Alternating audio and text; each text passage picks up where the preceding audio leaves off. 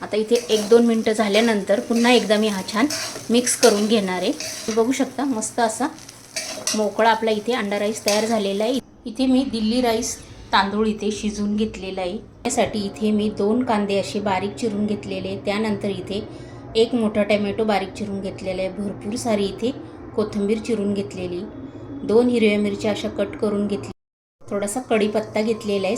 मसाल्यामध्ये इथे मी 2 चमचे कांदा मसाला घेतलेला आहे, 2 चमचे इथे गरम मसाला घेतलेला आहे, 1 चमचा लाल तिखट, 1 छोटा चमचा भरून धणेपूड, 1 चमचा भरून जिरेपूड, 1 चमचा भरून इथे बिर्याणी मसाला, अर्धा चमचा हळद आणि चवीनुसार इथे मीठ घेतलेलं आहे। 5 अंडी घेतलेली आहे। अंडा राईसला लागणारं हे सर्व साहित्य, 2 पळ्या भरून इथे तेल ॲड केलेलं आहे, कांदा ॲड केलेला आहे। इथे अंडा भुर्जी करताना ना जास्त कांदा इथे परतायचा नाही आपल्याला, ह्या तेलामध्ये हलकासा एक कलर चेंज होईपर्यंतच आपण इथे फ्राय करून घेणार आहोत। इथे मी कढीपत्ता पण ॲड केलेला आहे। इथे कढई आहे ना छान अशी मोठी घेतली ना की आपल्याला इथे छान असं फ्राय करता येतं। थोडासा कलर चेंज झाल्यानंतर आपण इथे 1 टोमॅटो जो चिरून घेतलेला होता तो ॲड केलेला आहे। टोमॅटो पण ह्याच्यामध्ये फ्राय करून घेऊया।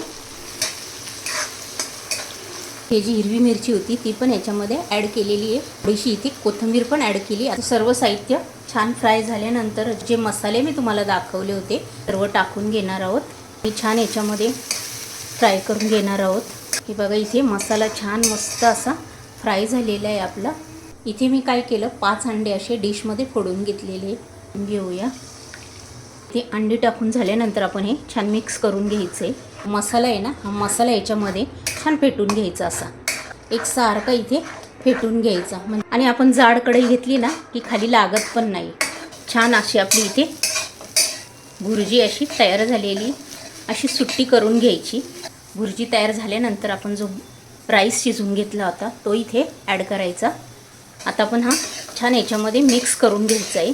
ज्या वेळेला आपण इथे राईस टाकतो ना त्यावेळेला मात्र जी आपण भुर्जी बनवलेली असती ना ती छान अशी पसरून घ्यायची पूर्ण कढईमध्ये आणि त्यानंतर इथे राईस टाकून घ्यायचा।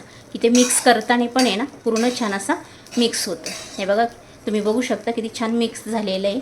इथे थोडी कोथिंबीर टाकून घेतलेली आहे। पुन्हा एकदा मी हा छान मिक्स करून घेणार आहे।